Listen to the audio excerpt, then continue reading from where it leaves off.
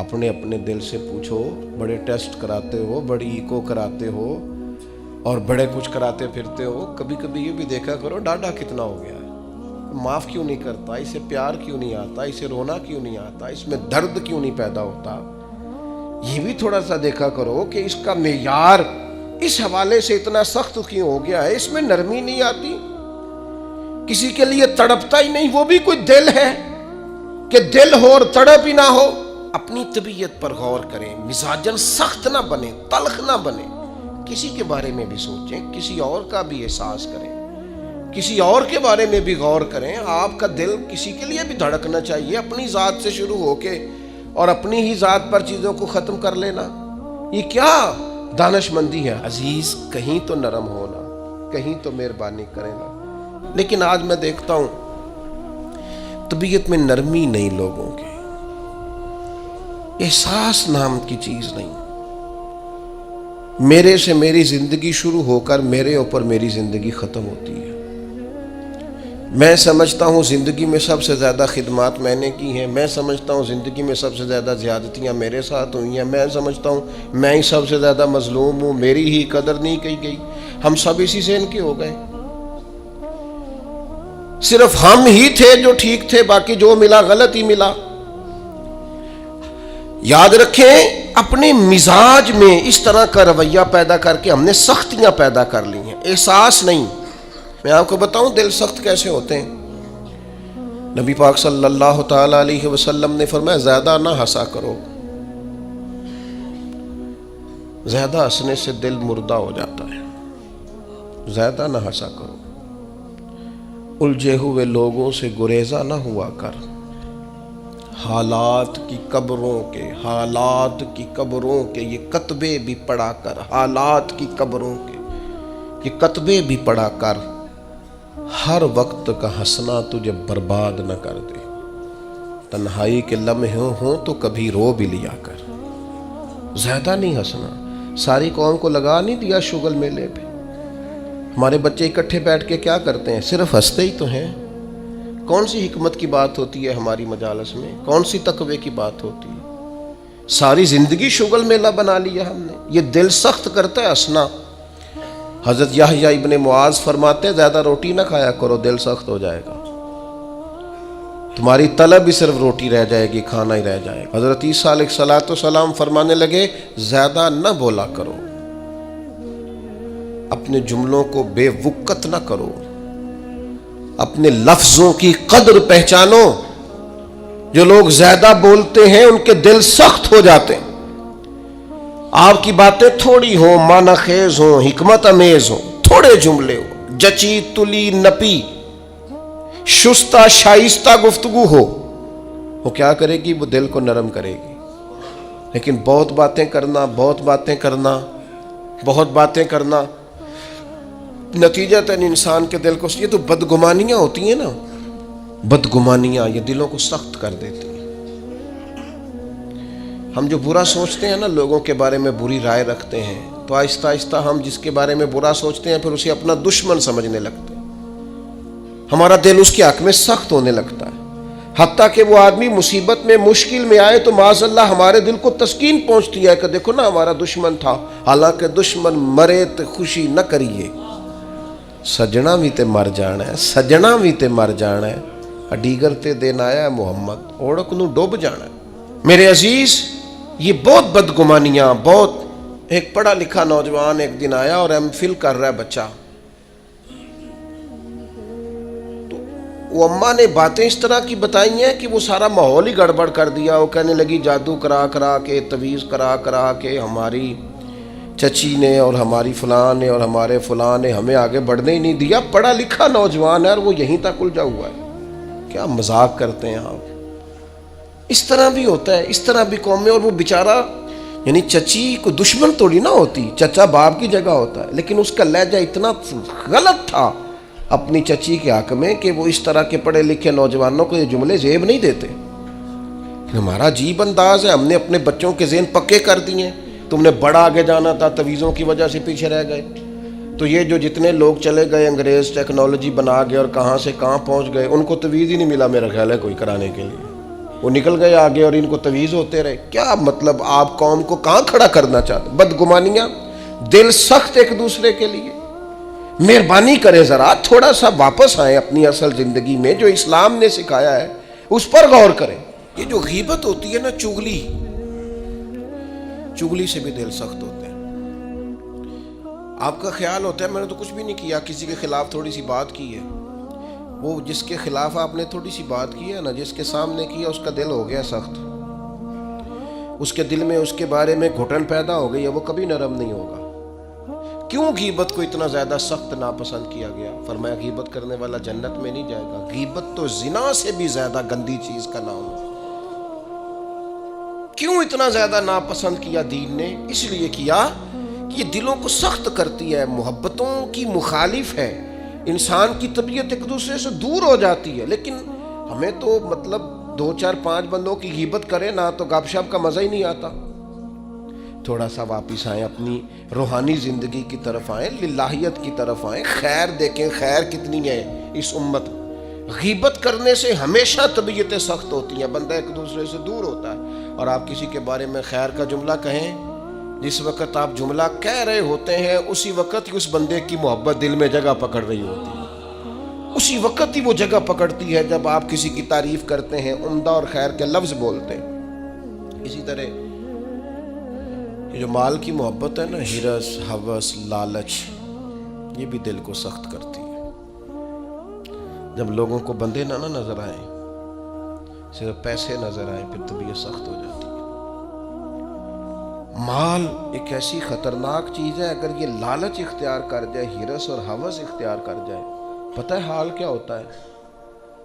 ایک تو یہ ہے کہ عام چیزوں میں ملاوٹ، یہاں تک حالات خراب ہوتے ہیں کہ لوگ دوائیاں ملاوٹ والی بیچنی شروع کر دیتے ہیں. ان کو پتہ ہے میں زندگیوں سے کھیل رہا ہوں معاذ اللہ، لیکن وہ کتنا کچھ سخت آدمی، اس کا دل کتنا کچھ سخت ہے کہ وہ لوگوں کی صحت سے کھیل کر مال کما رہا ہے.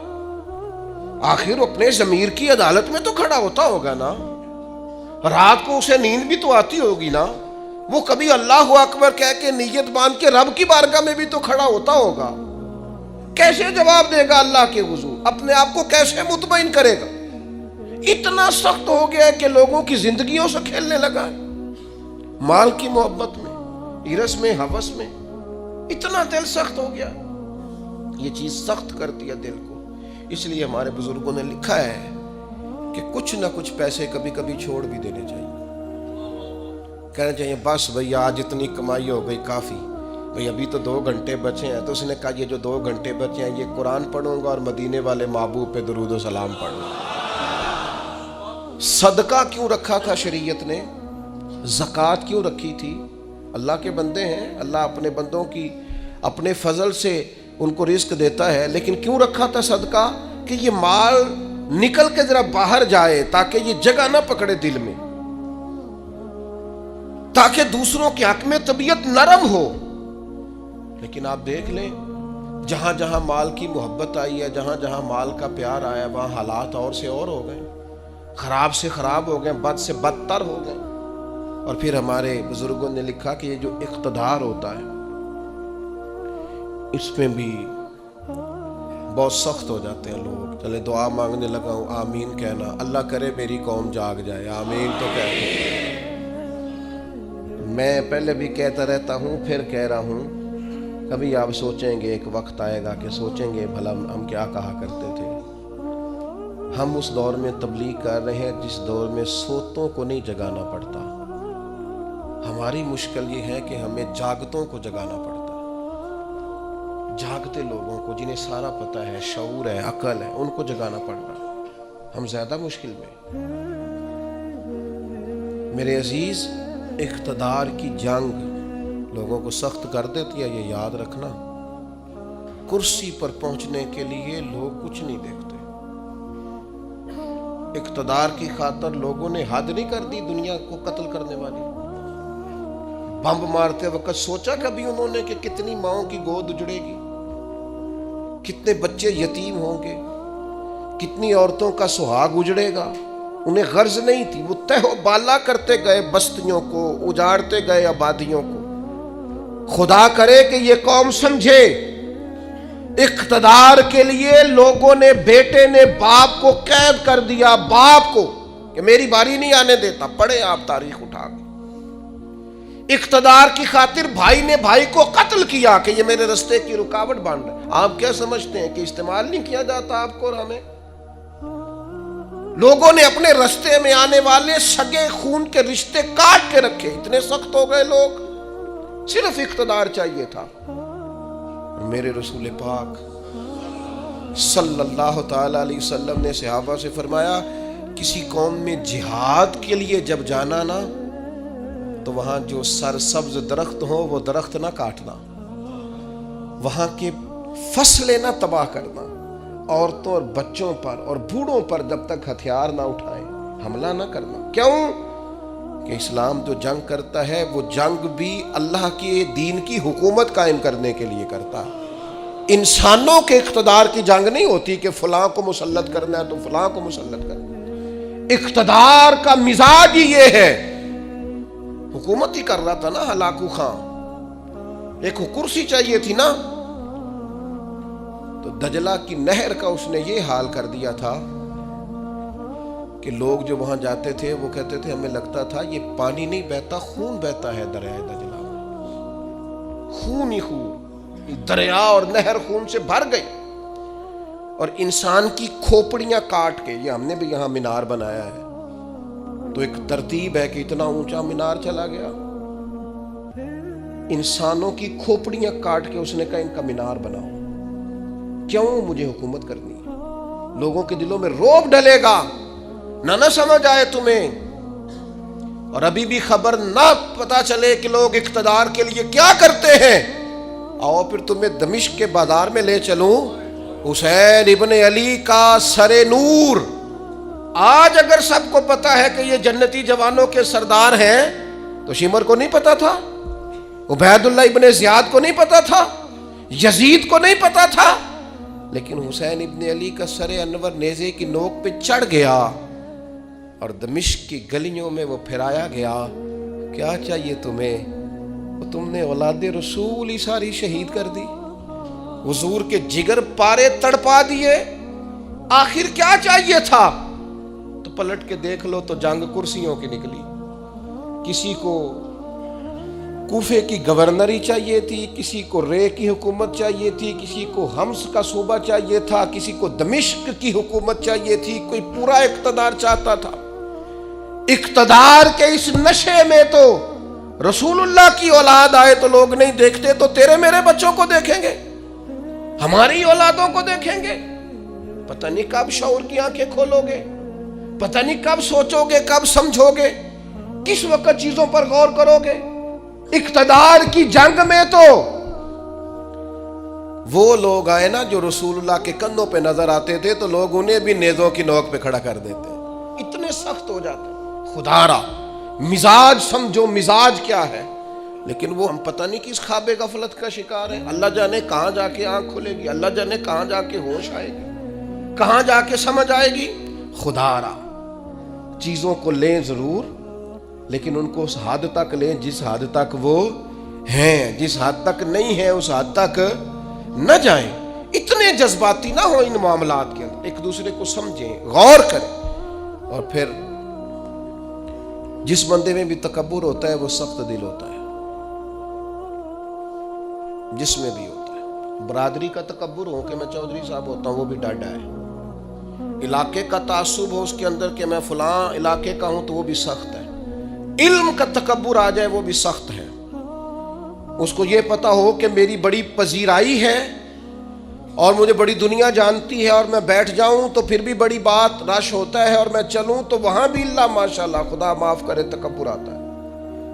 کوئی بھی ایسی چیز جو دماغ پہ سوار ہو جائے وہ متکبر کرتی ہے انسان کو۔ یہ چیزیں اپنے سے جیسے جیسے دور کریں گے ویسے ویسے عاجزی نصیب ہوگی، اور جیسے جیسے عاجزی نصیب ہوگی ویسے ویسے دل نرم ہوگا، اور جیسے جیسے دل نرم ہوگا رب کی مخلوق کا پیار بھی آئے گا، رسول اللہ کے دروازے کی گدائی بھی آئے گی۔ اور ایک بات اور ہمارے بزرگوں نے لکھی ہے کہ جو مفادات کی جنگ ہوتی ہے نا، مفادات کی جنگ وہ بھی دل کو سخت کرتی ہے۔ مفادات کی جنگ. مجھے بتائیے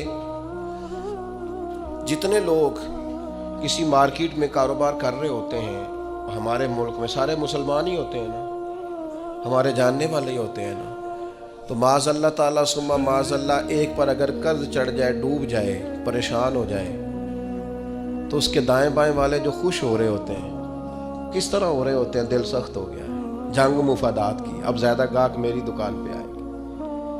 مفادات کی جنگ طبیعت کو سخت کرتی. جہاں جہاں بھی انسان کا مفاد وابستہ ہوتا ہے وہاں. میں عرب شریف میں تھا تو ایک دوست مسجد نبوی شریف میں ملے اور بڑے درد سے روئے, بڑی تکلیف میں تھے. ایک تو بندہ پردیس میں, گھر سے دور, اور پھر اگر آزمائش میں ہو تو پھر شاللہ پردیسی کوئی بھی نہ تھی. کاک جنا تو پارے تو تاڑی مار اڑانا باہو چیز تے اگے ہی اڈن آ رہے. وہ کہنے لگے ہمارا سپروائزر لاہور کا ہے, پاکستانی ہے, مسلمان ہے, اپنا ہے, اور جس شخص کے پاس ہم کام کرتے ہیں وہ صرف اپنے آپ کو گڈ بک میں رکھنے کے لیے نا ہماری غیبتیں کرتا ہے. وہ جب کہتا ہے نا یہ 10-15 لوگ تیرے وفادار نہیں, تو اب جو مالک ہے عربی اس کی نظر میں وہ بھلا ہو جاتا ہے. کہتا ہے کچھ بھی ایسا نہیں ہے, لیکن یعنی اس کو ضرورت بھی نہیں. ہم مزدوری کا کام کرتے ہیں, وہ ظاہر آفیسر ہے ہمارا, اس نے وہ مزدوری نہیں کرنی. وہ کیا کرتا ہے, وہ صرف اس کی گڈ بک میں نا اپنا تھوڑا سا نفع لینے کے لیے وہ سب مزدوروں کے ساتھ زیادتی کرواتا ہے. وہ کہتا ہے ایسے لوگ بھی تھے جو بیچارے گھر سے اپنا پلاٹ بیچ کے آئے, لیکن ان کی نظر ہو گئے, واپس جانا پڑا. وہ بیچارے صبح تلاش کرنے آئے تھے لیکن مزید اندھیرے میں الجھ گئے. ایک بندے کے مفادات کی جنگ لڑنے کی وجہ سے. ہم مفادات کی جنگ لڑتے ہیں, ہماری طبیعتیں سخت ہو جاتی ہیں, ہم پیار نہیں کرتے. حالانکہ دنیا میں جس قدر بھی لوگوں نے ترقی کی ہے وہ اس طرح کی ہے کہ ایک دوسرے کا بازو تھاما ہے, سپورٹ کیا ہے, ایک دوسرے کو آگے لے کے چلے. ان کا طریقہ ہے کہ وہ کہتے ہیں آؤ ملو, ایک دوسرے کو تھامتے ہیں تاکہ سب کو آگے لے کے چلتے ہیں. کیا کیا تھا نبی کریم علیہ السلام نے ہجرت مدینہ کے وقت؟ فرمایا انصار اور مہاجرین ذرا بھائی بھائی بن جاؤ, ذرا ایک دوسرے کو کاروباروں میں شریک کر لو, اپنے گھروں میں رہائش دے لو. اس لیے کہ کھانا پینا رہنا مضبوط ہوگا تو تبلیغی کام آگے چلے گا, دین بھی تبھی تو پھیلے گا. لیکن ہمارا مزاج اتنا سخت ہو گیا ہے, طبیعت اتنی سخت ہو. میں نے پہلے بھی ایک دفعہ کہا تھا, پھر کہتا ہوں, میں نے یہ دور دیکھا ہے. یتیم ہو جاتے ہیں نا کسی کے بچے, تو 2-3 مہینے لوگ آ کے پوچھتے ہیں کوئی حکم ہوا ہے تو دسیا جائے. پھر 4-5 مہینے گزرتے ہیں, کہتے 4 بھرا نے کام کیوں نہیں کرتے, محنت کرن نہ نالے کوئی ابا ہے جی تیرے اندر ٹر گیا, بڑا کچھ چھڑ کے گیا ہے. لوگوں کی اسی وقت طبیعت سخت ہو جاتی ہے, اور بعض باتیں آپ کو ایسی بھی سننی پڑتی ہیں کہ وہ کلیجہ کاٹ کے لے جاتی ہیں کہ یار یہ تو بات ہی نہیں تھی جو انہوں نے کر دی. وہ جی فلانی جگہ فلاں پلاٹ تھا, وہ کدھر گیا, وہ سنا ہے فلاں جگہ. اچھا بہت ساری ڈھیر ساری ایسی باتیں دنیا میں عام ہوتی ہیں جن کا سرے سے کوئی وجود ہی نہیں ہوتا, اور کسی کو وہ بات کرنے کی. دیکھیں اگر کسی کے بچے کو پلاٹ بیچتے ہیں تو پلاٹ ابے کا تھا. آپ ڈسکس کس لحاظ سے کر رہے ہیں بھائی, آپ کس لحاظ سے کر رہے ہیں؟ تکلیف پہنچائی جاتی. کیوں؟ دل سخت ہے. حالانکہ رسول پاک علیہ السلام کی بارگاہ میں حاضر ہو کے ایک شخص نے کہا تھا حضور دل بڑا ڈاڈا ہو گیا, اور صحابہ محسوس کرتے تھے, صحابہ اس بیماری کو سمجھتے تھے. یا رسول اللہ دل سخت ہو گیا, کیا کروں؟ فرمایا کوئی یتیم ملے تو اس کے سر پہ ہاتھ پھیرا کر, اللہ تیرے دل کو نرمی عطا فرمائے. یتیموں کے سروں پہ ہاتھ رکھا کر, قلب نرم ہوگا, دل نرم ہو. دیکھیں اللہ تعالیٰ نے حضور کو حوصلے کا پہاڑ بنایا ہے. نبی پاک علیہ السلام فرماتے ہیں سب سے زیادہ مشکلات مجھ پہ آئی, لیکن جو رقت تھی نا حضور کی طبیعت میں, جو نرمی تھی وہ اتنی انوکھی تھی. حضرت زید بن حارثہ رضی اللہ تعالیٰ عنہ شہید ہو گئے جنگ موتا میں. نبی کریم علیہ السلام ان کے گھر آئے, حضور صبر کا درس دینے والے. 500 کے قریب کم و بیش احادیث و آثار آپ کو ملیں گے صبر کے عنوان پر, 100 کے لگ بھگ آیات ملیں گی. حضور صبر کا درس دینے والے. لیکن کریم ان کے گھر گئے, ان کی بیٹی سرکار کے سامنے حاضر ہوئی تو بیٹی باپ کی یاد میں رو پڑی. حضرت سعد بن عبادہ کہتے میں بھی حاضر تھا, بیٹی روئی تو حضور بھی رو پڑے. میں نے عرض کی حضور آپ بھی روتے ہیں، یہ آنسو آپ کے بھی نکل آئے؟ تو حضور فرمانے لگے یہ ایک محبت کرنے والے کے لیے اظہار محبت ہے۔ یہ جو آنسوؤں کا نکل آنا، یہ جو دل کا نہ، بلکہ حضرت سعد ابن عبادہ ایک دفعہ بیمار ہو گئے تھے، تو نبی کریم ان کو بیماری میں دیکھنے گئے تو ان کو بیمار دیکھ کے حضور رو پڑے۔ یار یہ حالت ہو گئی ہے اس کی، یہ نرم دلی نبی کریم کی، رقت قلبی، حضور کے قلب اطہر پر جو نرمی ہے، سخت نہ ہو، ڈاڈی زندگی نہ گزارو۔ اشداء علی الکفار، کافر کے لیے سخت ہوں گے، رحماء بینہم، آپس میں تو مہربان رہ کے وقت گزارنا ہے۔ نبی کریم صلی اللہ تعالیٰ علیہ وسلم سے عرض کیا گیا حضور دل سخت ہو گیا ہے، تو اللہ کے محبوب علیہ السلام نے فرمایا قرآن مجید کی تلاوت کیا کریں، اللہ دل کو نرمی عطا کر دے گا۔ یہ قرآن مجید نا یہ شفا ہے، وَنُنَزِّلُ مِنَ الْقُرْآنِ مَا هُوَ شِفَاءٌ وَرَحْمَةٌ لِّلْمُؤْمِنِينَ، یہ قرآن مجید شفا ہے مومنوں کے لیے، اور ایک مقام پہ فرمایا شفاء لِمَا فِي الصُّدُورِ، یہ دلوں کے لیے شفا۔ آپ جب قرآن مجید پڑھیں گے، تلاوت کریں گے تو دل پاک ہوگا، صاف ہوگا۔ آج میں بڑے شوق سے کلام سنتا ہوں بزرگوں کا، آپ بھی سنتے ہیں، میاں صاحب کے کلام کا کیوں اثر ہوتا ہے دل پر، کیوں لوگ رونے لگتے ہیں؟ مختلف بزرگوں کی نعتیں سن کر کیوں دل پہ اثر ہوتا ہے، لوگ رونے لگتے ہیں؟ اس لیے کہ ان کے مفاہیم کا ہمیں پتہ ہے۔ قرآن مجید کی تلاوت سن کر کے دل پر اثر کیوں نہیں ہوتا؟ اس لیے کہ ہم نے ترجمے سے سیکھا ہی نہیں۔ اگر کبھی ہمیں اس کے مفہوم کا پتہ چلے تو ہمیں ڈھیر سارا رونا آئے، ہمارا دل صاف ہو جائے، بہت ساری جگہوں پہ چوٹ لگے، تو نبی پاک علیہ السلام نے ایک حال دل کی سختی کا قرآن مجید کی تلاوت کو بتایا۔ ایک مقام پہ نبی پاک علیہ السلام نے خود ارشاد فرمایا ہر چیز کو زنگ لگ جاتا ہے، جیسے لوہے کو زنگ لگ جاتا ہے، فرمایا اسی طرح دلوں کو بھی زنگ لگ جاتا ہے، دل بھی زنگ آلود ہو جاتے ہیں، دلوں کو زنگ لگ جاتا ہے۔ اور زنگ، یہ غور کریں، یہ دل کا زنگ نا تھوڑا غور کریں تو پتہ ویسے چل جاتا ہے لگا ہوا ہے آج کل کے نہیں۔ کوئی چیز باہر پڑی رہے نا تو وہ اس کو زنگ لگ جاتا ہے، کہتے ہیں یہ بارش میں پڑی رہی، دیکھا نہیں، زنگ آلود۔ یہ دل بھی ایسے ہی پڑا رہے نا، کبھی ذکر نہ کرے، کبھی درود و سلام نہ پڑھے، کبھی تلاوت قرآن مجید نہ کرے، کبھی رات کو اٹھ کے روئے نہ، تو اس کو بھی زنگ لگ جاتا ہے۔ تو حضور نے فرمایا ہر چیز کا زنگ اتارنے کا آلہ ہوتا ہے۔ کیا کہتے ہیں؟ ہمارے لوہے کو زنگ لگ جائے تو کس چیز سے اتارتے ہیں؟ ریگ مارتے ہیں۔ حضور نے فرمایا ہر چیز کا زنگ اتارنے کا آلہ ہوتا ہے، جب دل کو زنگ لگ جائے تو اللہ کا ذکر کرو، دلوں کا زنگ اتر جائے گا۔ اللہ کی یاد کرو، تسبیح پڑھو، اللہ کی حمد کرو، اللہ کی تکبیر بیان کرو۔ یہ جو صوفیاء ذکر کراتے تھے نا، بار بار ضربیں لگتی تھی تو اس سے دل کا زنگ ہی تو اترتا تھا۔ اور ایک بات تمام صوفیاء نے لکھی ہے، وہ کہتے ہیں صحبت صالح سے بھی زنگ اترتا ہے۔ اچھے لوگوں کے پاس بیٹھیں تو دلوں کا زنگ اترتا ہے، اور برے لوگوں کے پاس بیٹھیں تو دلوں پہ زنگ چڑھتا ہے۔